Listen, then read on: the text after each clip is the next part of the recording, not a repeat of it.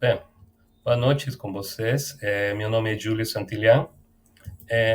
Então, vou compartilhar hoje, neste tempo, né, um pouco minha experiência com o uso do notebook LM, né, que aqui chamamos de uma ferramenta de IA do Google, né, para análise e pesquisa de documentos. Vamos trabalhar estes conteúdos, né, bem rapidinho. Então, concretamente, o Google Notebook LM é uma ferramenta da inteligência artificial generativa, né, que permite criar e fazer resumos, né, de diferentes documentos e outras fontes de informação, né. E a partir disso nós podemos criar novos produtos como guias de estudo, guias para perguntas, podcasts e outro tipo de fontes também pré-configuradas, tá? Atualmente a versão que está fazendo uso o notebook LM é vinculado com o Google Gemini Pro, o 1,5, tá? É, nós temos uma imagem concreta sobre o uso do notebook LM. Por exemplo, nós temos um conjunto de fontes, tá? Podem ser arquivos de documentos em PDF, TXT, material de Word, né? Inclusive também nós agora podemos adicionar arquivos diretamente do Google Drive, do YouTube, tá? Também fontes de áudio e todas aquelas fontes ou documentos, no caso do trabalho de pesquisa, né, são adicionados diretamente no notebook LM. E agora nós podemos gerar outro conjunto, né, de produtos a partir daquelas fontes. As funcionalidades principais, né, são gerenciamento de documentos, né. Estou falando que nós podemos carregar, né, arquivos em formato PDF, né, por exemplo, tá? Também anotações, se nós querer. É, também o sistema serve como assistente de análise inteligente, tá? Porque ele vai gerar muitos resumos automáticos dos textos. E agora, sempre as respostas vão estar baseadas naqueles documentos que a gente carregou no sistema. Ou seja, ele não utiliza dados ou outras fontes fora daqueles que você inseriu como fontes, tá? Ou seja, que aqui não temos o problema das famosas alucinações. Simplesmente ele responde segundo as fontes que a gente carregou no sistema. Como funcionalidades principais, nós temos também a exploração temática e criação de conexões, tá? Ele vai poder criar mapas mentais, por exemplo, e esquemas de conhecimento. Também vai permitir colaboração.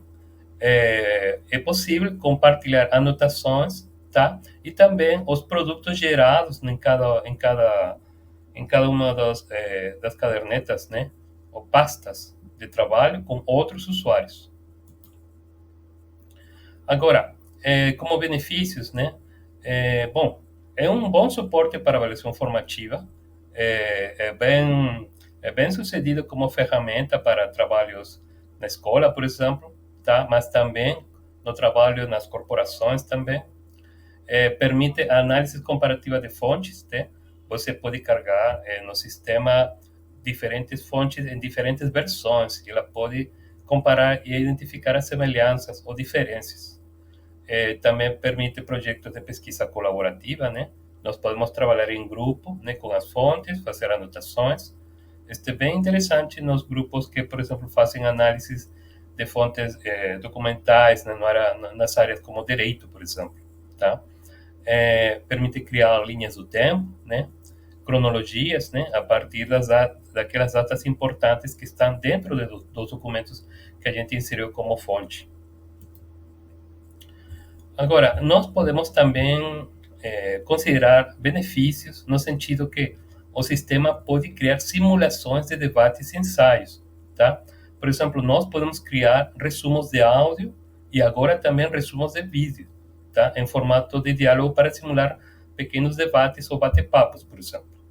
Já com isso, nós podemos também falar que é um apoio ao ensino, porque pode resumir material de aula em áudio, né? E também agora em vídeo. Também permite criar materiais para aulas invertidas, ou seja, pode preparar um conteúdo em formato de áudio para estudos antes das aulas. Tem algumas limitações, né? Por exemplo, você apenas pode compartilhar o notebook com algumas pessoas específicas. Agora, atualmente, já tem a função do Notebook LM Pro, por exemplo, que você pode adicionar um conjunto maior, tá? É, diretamente não é possível criar um link público, mas depende também do tipo de fonte que você esteja compartilhando, o tipo de produto, desculpa, tipo de produto. Além disso, também é, é um máximo de 50 usuários por cada notebook ou caderneta, né? Que você pode chamar de caderneta ou pasta, né? Os documentos têm um limite de 500.000 palavras por fonte, tá? Não tem limite de página. As representações dos documentos do Google não são atualizadas de original nem alterado, ou seja, o documento se mantém igual. Inclusive, você pode ter a ideia de que simplesmente sua fonte fica exata, sem alteração. O Notebook LM cria uma versão para análise dentro do sistema deles. Agora, você pode fazer uma carga de máximo 50 fontes, e na versão Pro você pode carregar até 300 fontes. Os cadernos, ou cadernetas, né, ou pastas, como você quer dizer, né, é de 100, tá? Agora, o tema do idioma já ficou menos limitado, tá? Agora nós já podemos gerar em vários idiomas, né? Por exemplo, de aqui nós tínhamos uma limitação antes apenas por alguns idiomas, tá? Mas agora já é possível, por exemplo, gerar em português do Brasil, em outros idiomas similares, né? Se você está trabalhando ou gerando produtos em mais de um idioma para mais de um público, por exemplo, né? Também podemos fazer, por exemplo, se você faz seu podcast ou resumo de áudio em português, também pode você gerar em inglês, em espanhol, em francês e qualquer outra língua, tá? Agora, também tem uma limitação, né? Para as pessoas, do uso das pessoas, né? Você precisa ter 18 anos para fazer uso do notebook LM. É uma limitação das próprias contas do Google, né? Agora, falando desta ferramenta no estudo ou pesquisa, tá? Basicamente, tá? Nós podemos dizer que as tarefas estão focadas na revisão e análise e síntese documental, ou seja, nós também podemos fazer análise qualitativa, tá? E suporte e diagnóstico. Comento isto porque, por exemplo, no BookLM já é usado na área da medicina, por exemplo, tá? Para fazer as comparativas, tá? Para fazer comparativas de diversos relatórios clínicos, tá? Para obter um diagnóstico mais próximo a, a um questionamento na área da saúde, por exemplo, tá? Então, já tem muito uso na área de pesquisa, na área da saúde, por exemplo, tá? Agora, ajuda muito também na criação de fluxos de trabalho, tá? Em tudo isso que é pesquisa aplicada, tá? Porque nós podemos fazer testes experimentais e controlados ao mesmo tempo. Aqui, eu estou compartilhando uma pequena gráfica, né? Então, nós podemos fazer síntese e resumo, estamos falando dentro do âmbito do estudo ou a pesquisa, tá? Podemos gerar resumos rápidos, né? Em diversos formatos. Podemos fazer análise daquelas fontes, podemos organizar aqueles materiais e criar mapas mentais, por exemplo. E, obviamente, podemos fazer revisão bibliográfica para isso, tá? Então, agora eu vou um pouco compartilhar com você alguns casos práticos, tá? De como a gente está fazendo uso do Notebook LM. Aqui, esta é a tela. No meu caso, está configurado no espanhol, por causa de que eu sou hispano-falante, tá? Mas no caso de você, simplesmente o sistema se adequa, né? Mediante a interface do sistema do Google. Se você está no Brasil, evidentemente a interface vai mudar para o português do Brasil. De igual maneira, se você está no norte, muda para o inglês americano, por exemplo, tá? Então, você pode acessar aqui. Aqui tem duas opções, né? você simplesmente continua trabalhando no Book LM no computador, tá? Você faz clique aqui no botão pretinho, né? Provar no Book LM, tá? Você também tem a possibilidade, né, de fazer descarga da aplicação no sistema, no computador. E além disso, também você pode usar o Notebook LM também, né, como aplicativo no seu smartphone, tá? Então, tem várias opções de como fazer uso da ferramenta. Não precisa só usar o computador. Agora, eu já fiz clique aí e eu cheguei para esta parte do Notebook LM, tá? Aqui, por exemplo, tá? Eu tenho todas as pastas que são o que eles chamam cadernos destacados, né? São pastas, né, com informações diferentes que eles compartilham de forma aberta, livre, tá? Também tenho minhas próprias pastas, ou cadernos, né, cadernetas aqui, tá? Que a gente vai criando, né, segundo o trabalho que a gente vai fazendo, tá? Também eu posso acessar aquelas pastas ou cadernos, né, que a gente está compartilhando com nós, tá? Por exemplo, aqui tem essa pasta bem conhecida, né? Introdução do Notebook LM. E aqui um pouco eu vou passar um pequeno vídeo que eles mesmos compartilham, tá? E aqui, quando eu coloco neste ponto, né, estão todas as pastas, tá? Todas as pastas, as minhas e as pastas do sistema. Quando eu preciso criar uma nova pasta, uma nova caderneta, tá? Eu apenas tenho que fazer clique aqui em criar novo, tá? Eu faço clique aqui, tá? Eu vou poder ter a opção de carregar diferentes fontes, tá? Para trabalhar algum tópico.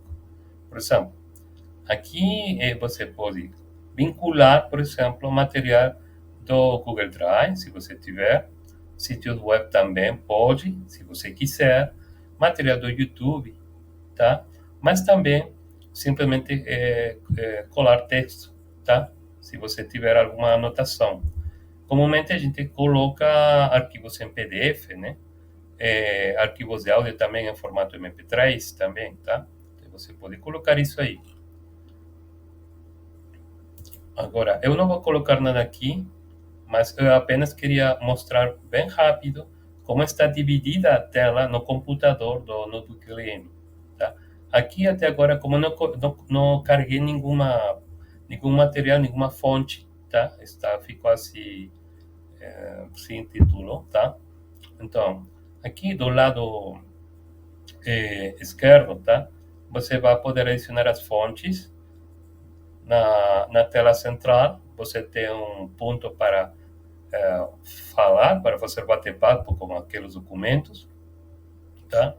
E aqui no lado direito tem a secção de estudo, onde você produz novos materiais a partir daquela fala com os seus documentos, tá? Pode criar os resumos de áudio, resumos de vídeo, mapas conceituais, informes, inclusive você pode também customizar os informes ou relatórios, segundo como você quiser.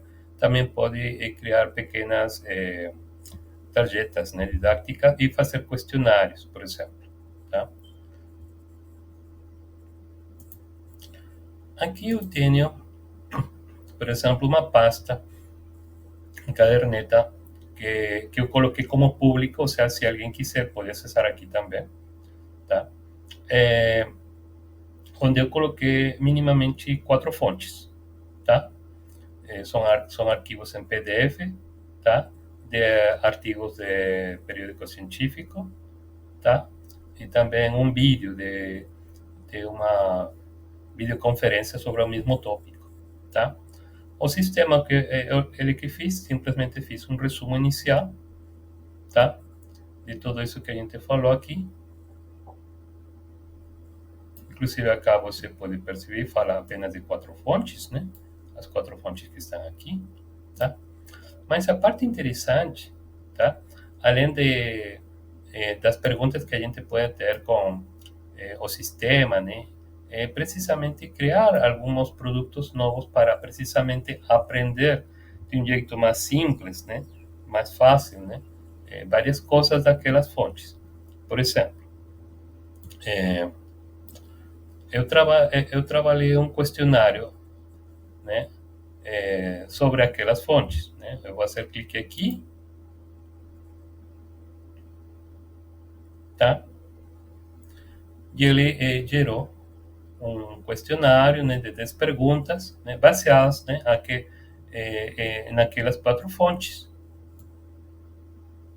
tá? Inclusive você tem aqui as pistas, né?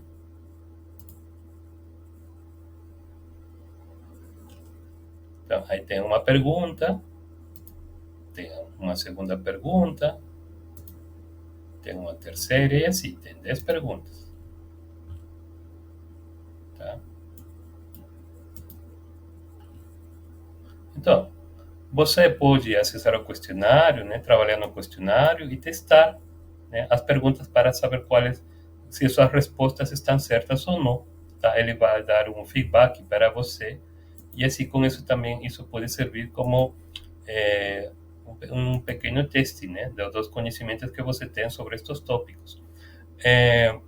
Outra coisa aqui, por exemplo, ele gerou uma guia de estudo, tá, sobre os tópicos dos 4 documentos, tá? Tem aqui as perguntas, tem as chaves, ou seja, as respostas, e tem mais perguntas, né, para testar, né? Inclusive, crio um glossário de términos chaves.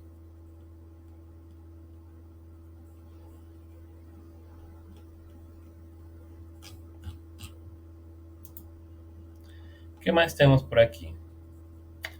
Essa parte é bem interessante, né? Nós falamos do famoso resumo de áudio.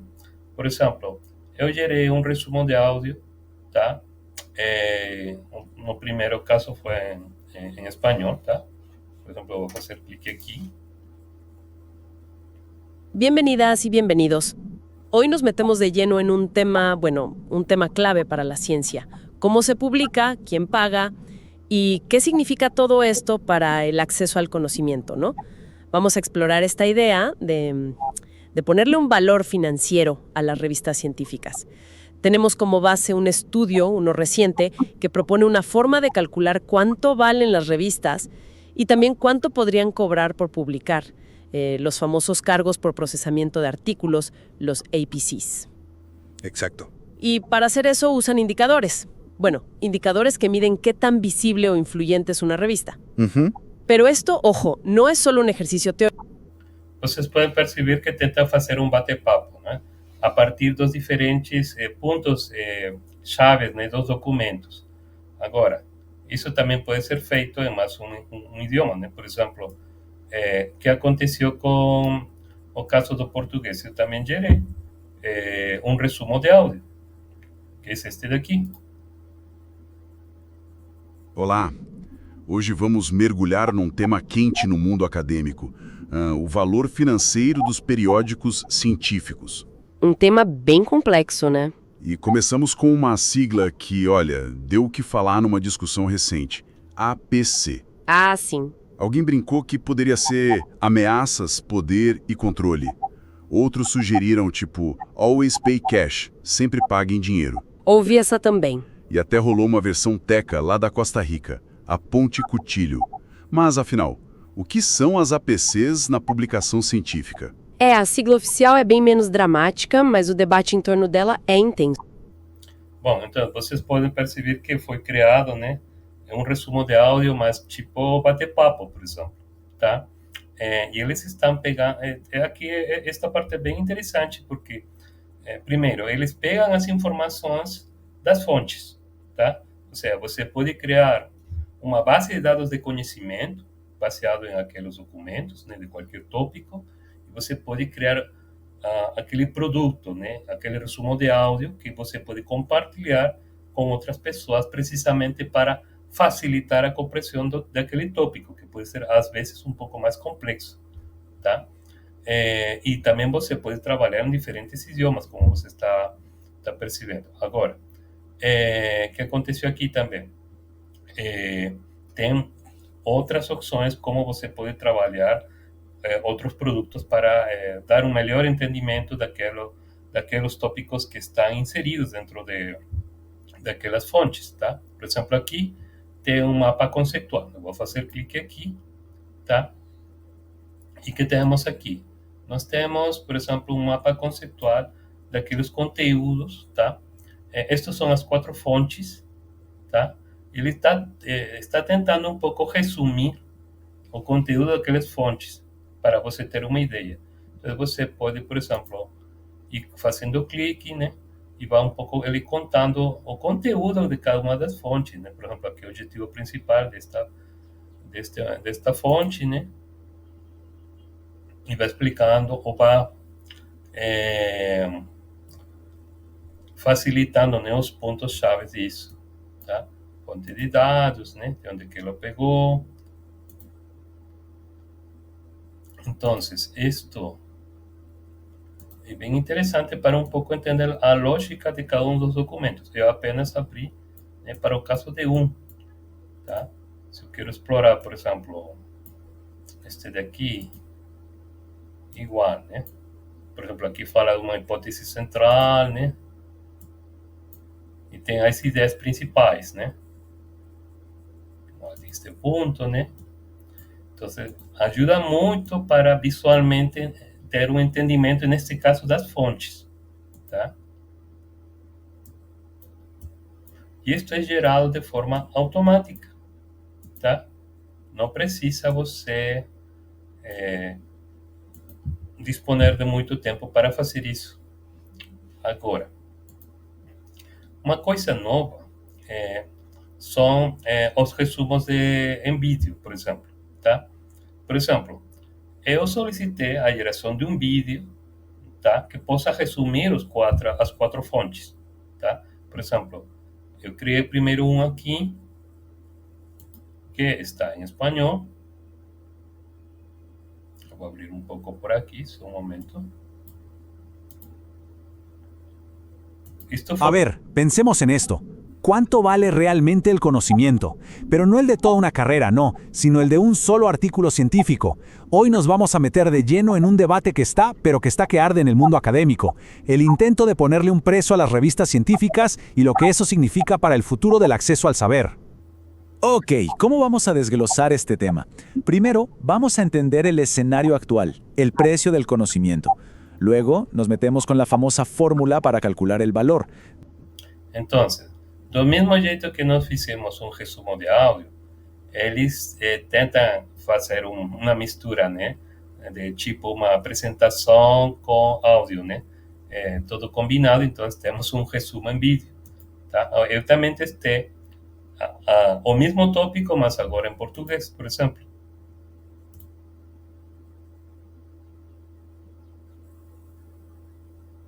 Imagina só a situação. Um cientista faz uma descoberta incrível, daquelas que podem mudar o mundo. Mas aí descobre que, para compartilhar isso com todo mundo, vai ter que pagar uma grana preta. Parece absurdo, né? Mas essa é a realidade para muita gente. Hoje a gente vai mergulhar de cabeça nesse debate superaquecido sobre o preço do conhecimento e o que estão chamando por aí de uma verdadeira batalha pela alma da ciência. Beleza, vamos direto ao que interessa. Como assim publicar um único artigo científico pode custar milhares de dólares? E mais, por que esses preços variam tanto de uma revista para outra, mesmo quando elas têm um prestígio parecido? Entender esse mistério é o primeiro passo para a gente sacar a pressão que pesquisadores e instituições sofrem todo santo dia. Para a gente entender essa história, tem um termo que a gente precisa conhecer, APC, que significa taxa de processamento de artigo. Pensa assim. Então,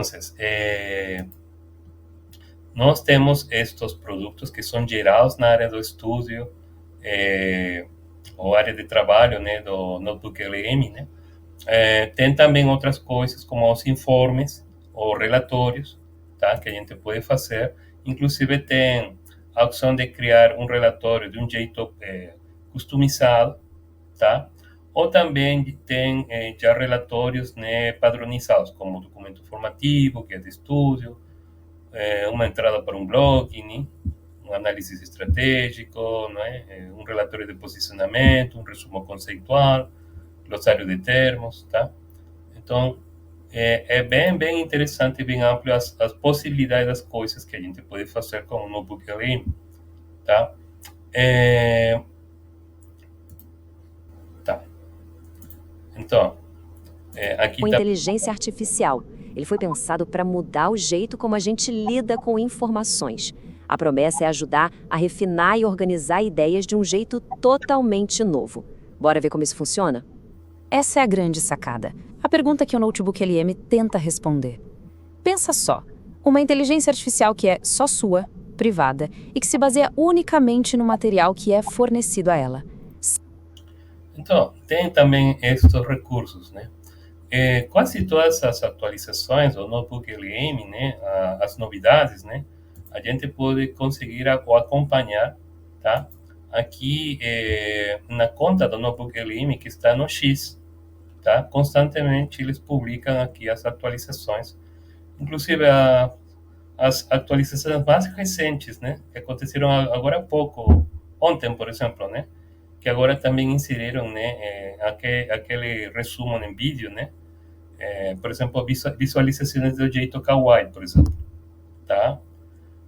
Não necessariamente um aspecto relevante, né, para questões de pesquisa, mas pode ser interessante para o pessoal que um pouco tenta trabalhar com esta ferramenta, tá? Voltando um pouco para aqui, já apresentei os casos práticos, né? Bom, a conclusão desta ferramenta é que aprimora, né, o jeito como nossos pesquisadores podemos gerenciar dados complexos, uma grande quantidade de informação, né, e fazer bases de dados de conhecimento para analisar precisamente as informações conteúdas naquelas fontes, tá? E ainda, eu acho, bem incipiente, né?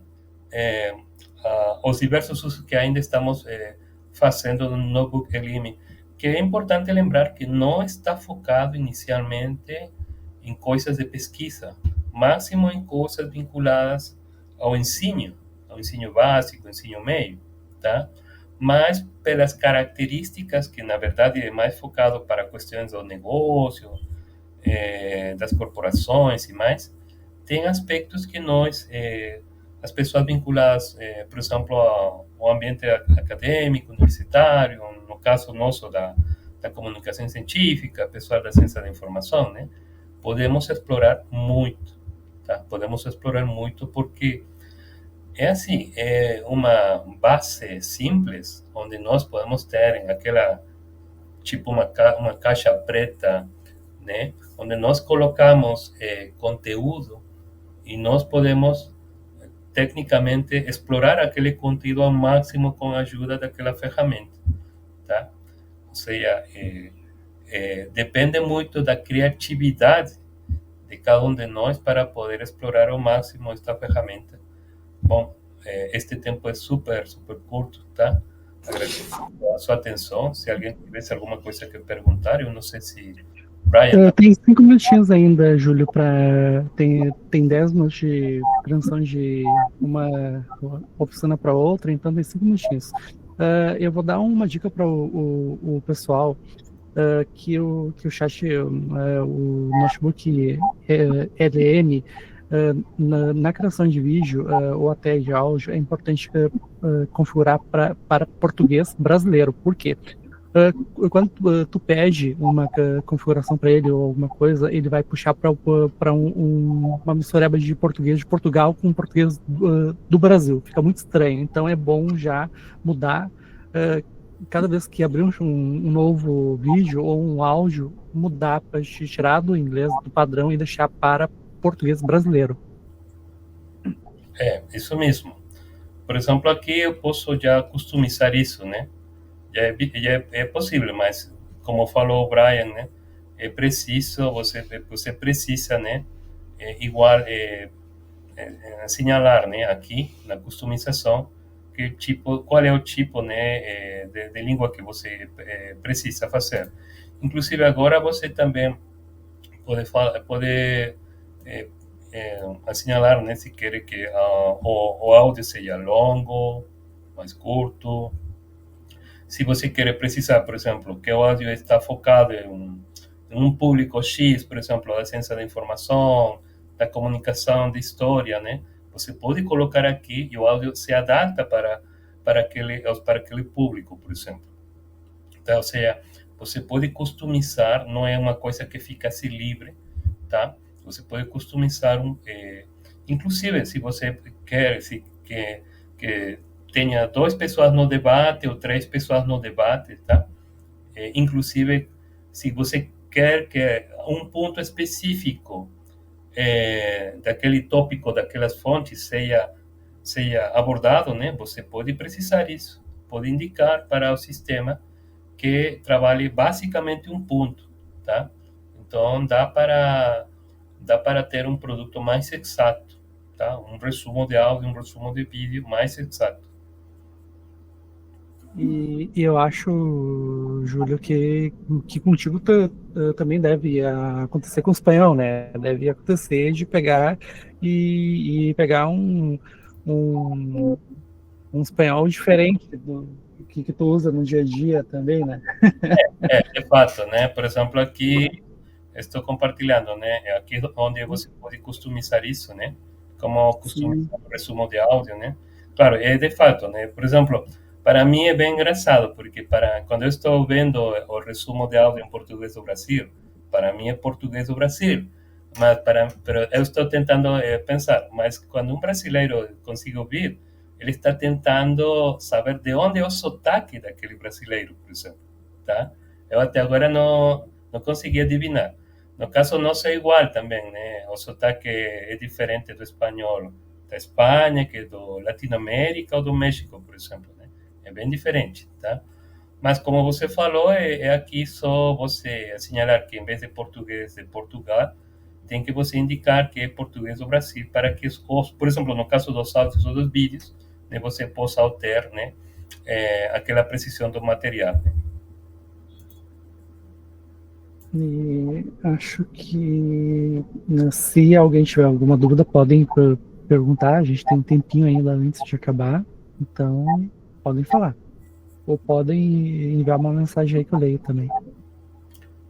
Eu posso perguntar também quantos dos colegas que estão acompanhando já fizeram uso do notebook LM, por exemplo, pelo chat. Se você quiser, pode responder por aí. Sim. Daí depende do pessoal, né? O pessoal tá tímido, eles não estão falando nada. Ontem eles estavam até falando bastante, ó. A Camila, ela falou que já usa há muito tempo e gosta bastante. A Isadora falou que nunca usou. A Luciana, ela comentou que não conhecia. A Cristiane, ela comentou que ela só foi saber por conta da oficina, né? Cada um tem uma experiência diferente, realmente. Aí, por exemplo, você tem uma pergunta interessante do Luciano, né? Como o notebook LM pode auxiliar na produção científica? Tem várias formas. Por exemplo, eu comento um caso bem... Carolina pergunta se é possível tirar o logo do notebook LM.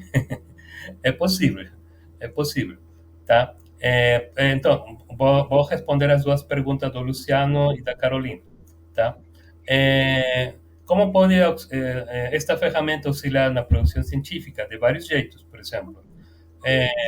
Um caso simples, tá? Um caso simples. Pessoal que trabalha, por exemplo, na produção de periódico científico, né? E antes tinha que solicitar para os autores resumo em áudio, resumo em vídeo, né? Da ideia do artigo de pesquisa, tá?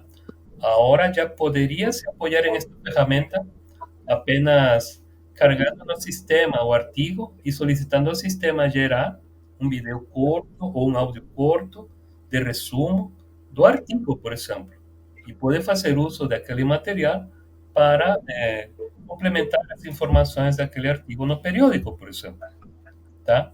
Então, já por aí já você tem uma ideia que o recurso é bem útil, porque antes você teria que fazer toda uma gestão para conseguir aquele resumo dos autores do artigo, tá? Agora você pode fazer isso simples por aqui, em questão de minutos, apenas com a fonte principal, o artigo. E não vai ter alucinações, não vai ter nenhum problema, porque toda a informação que seja compartilhada é exatamente produto da fonte, que neste caso é o artigo, tá? Então, nós podemos criar muitos produtos comunicacionais, resultados de pesquisa, tá? Então, é um jeito, Luciano. Agora, no caso da pergunta da Carolina, né, se é possível retirar o logo do notebook LM do material. Então, até agora, por exemplo, não indica, por exemplo, que é possível tirar o logotipo do notebook LM do material, tá?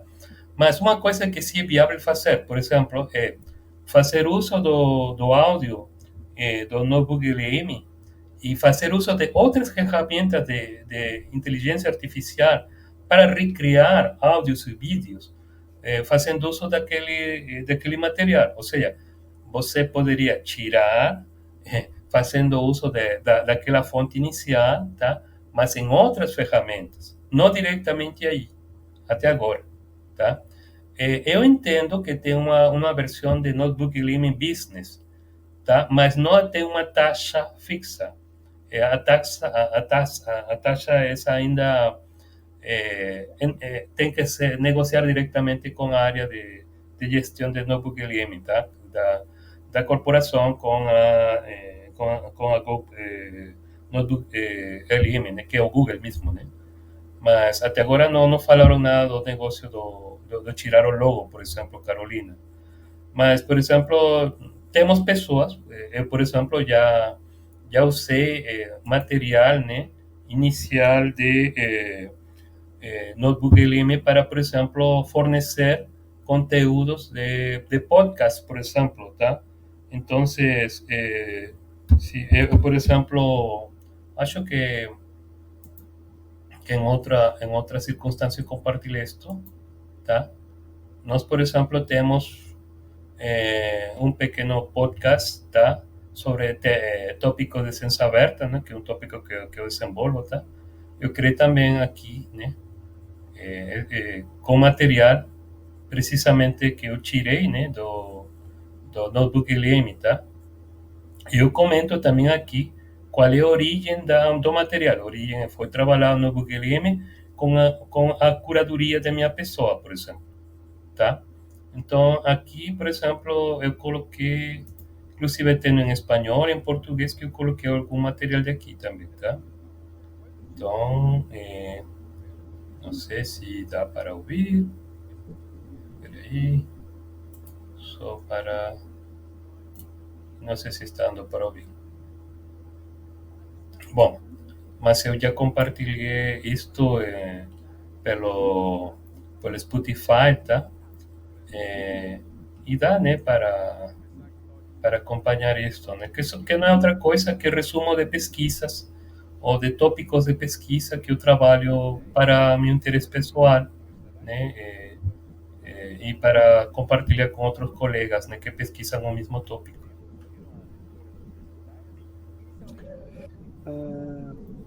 Então, acho que é isso, Júlio, porque infelizmente o tempo já está sobrando. Então, obrigado. A oficina ela vai ser gravada, ela ficou gravada para ir para o YouTube e tá tudo tranquilo. Então, tem a outra oficina que vai começar agora. Então, quem se inscreveu pode já entrar. Tá bom? Tá bom. Obrigado a vocês pela audiência. Até outro momento. Tchau, tchau.